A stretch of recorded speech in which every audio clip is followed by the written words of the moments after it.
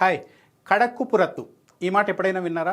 మన తెలుగు వాళ్లకు తెలిసుండే అవకాశమే లేదు. కానీ మలయాళీలకు మాత్రం కడక్కుపు రత్తు అని వినిపిస్తే చాలు చిర్రెత్తుకొస్తుంది. ఇంతకు ఈ మాటకు అర్థమేంటో తెలుసా? గెట్ లాస్ట్ అని. కాంగ్రెస్ కూటమి యూడీఎఫ్ ముఖ్యమంత్రి పినరయి విజయన్ను గెట్ లాస్ట్ అంటోంది. సీఎంను పట్టుకొని అంత మాట అంటారా అని ఎవరు గింజుకోవడానికి వీల్లేదు. ఎందుకంటే కడక్కుపు రత్తు మాటపై పేటెంట్ రైట్స్ మొత్తం పినరయి విజయన్కు మాత్రమే ఉన్నాయి. దీని వెనుక ఉన్న అసలు కథ ఏంటో మీరు చూడండి.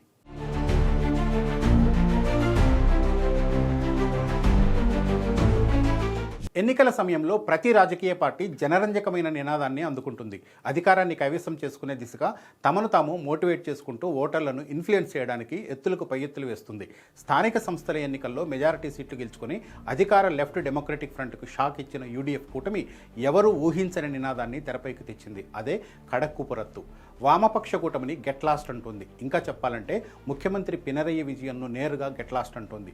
ఈ పదాన్ని మాత్రమే కాంగ్రెస్ కూటమి ఉపయోగించడానికి ప్రత్యేక కారణాలు, వ్యూహాలు ఉన్నాయి. 2017లో ఓ సమావేశంలో సహనాన్ని కోల్పోయిన పినరయి విజయన్ జర్నలిస్టులపై గెట్ లాస్ట్ అంటూ విరుచుకుపడ్డారు. ఆయన వార్నింగ్ ఇచ్చిన వీడియో క్లిప్ కేరళ వ్యాప్తంగా వైరల్గా మారింది. జర్నలిస్టు సంఘాలు, ప్రత్యర్థి పార్టీలు ఆయనపై విమర్శలు గుప్పించాయి. రాజకీయాల్లో ఇంత అసహనం అవసరమా అంటూ పినరయిపై దుమ్మెత్తిపోశారు. కొంతకాలానికి ఆ వివాదం సద్దుమణిగిన అసెంబ్లీ ఎన్నికల సమయంలో ఆయన అసహనపు వ్యాఖ్యలనే రాజకీయ అస్త్రంగా మార్చుకుంది కాంగ్రెస్ నేతృత్వంలోని యూడీఎఫ్ కూటమి. 10 ఏళ్లు పాలించింది చాలు, ఇక గెట్ లాస్ట్ అంటూ పినరయి విజయన్ పాలనకు వ్యతిరేకంగా ఎన్నికల నినాదాన్ని అందుకుంది. లక్ష్య 2026 పేరుతో కేరళ అసెంబ్లీ ఎన్నికల వ్యూహాలను సిద్ధం చేసిన కాంగ్రెస్ కూటమి కనీసం 100 సీట్లు సాధించాలని టార్గెట్గా పెట్టుకుంది. ఇటీవల వాయనాడులో జరిగిన ఎన్నికల సన్నాహక సమావేశంలో పార్టీ ఎన్నికల వ్యూహకర్త సునీల్ కనుగోలు రాష్ట్ర నేతలకు ఓ నివేదికను సమర్పించారు. తెలంగాణ, కర్ణాటక తరహాలో నేరుగా ముఖ్యమంత్రిని టార్గెట్ చేస్తూ ఎన్నికల ప్రచారాన్ని నిర్వహించాలని సూచించారు. 2 రోజుల పాటు జరిగిన కేపీసీసీ లీడర్షిప్ సమిట్లో దీనిపై చర్చించి తుది నిర్ణయం తీసుకున్నారు.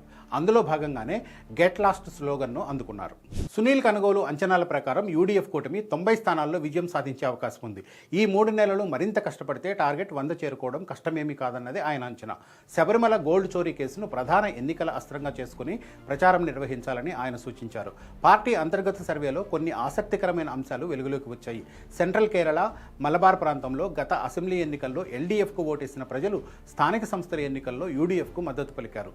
పతినంతిట్ట, కొట్టాయం, ఇడుక్కి జిల్లాల్లో క్రిస్టియన్లు బీజేపీ కంటే యూడీఎఫ్ వైపే మొగ్గు చూపుతున్నారని కాంగ్రెస్ సర్వేలు చెబుతున్నాయి. అంతా పాజిటివ్ సిగ్నల్స్ కనిపిస్తుండడంతో ముఖ్యమంత్రి పినరయి విజయన్ను వ్యక్తిగతంగా టార్గెట్ చేసి ఎన్నికల ప్రచార క్షేత్రంలోకి వెళ్తోంది యూడీఎఫ్ కూటమి. గెట్ లాస్ట్ అన్న వ్యాఖ్యలను జర్నలిస్టులు మర్చిపోయారు కానీ రాజకీయ నేతలు మర్చిపోలేదు. సో కడక్కుపు రత్తు అని కేరళ ప్రజలు తమ ఓటు ద్వారా పినరయి విజయన్కు చెబుతారా లేదా అనే ప్రశ్నకు సమాధానం 3 నెలల తర్వాత మాత్రమే తెలుస్తుంది.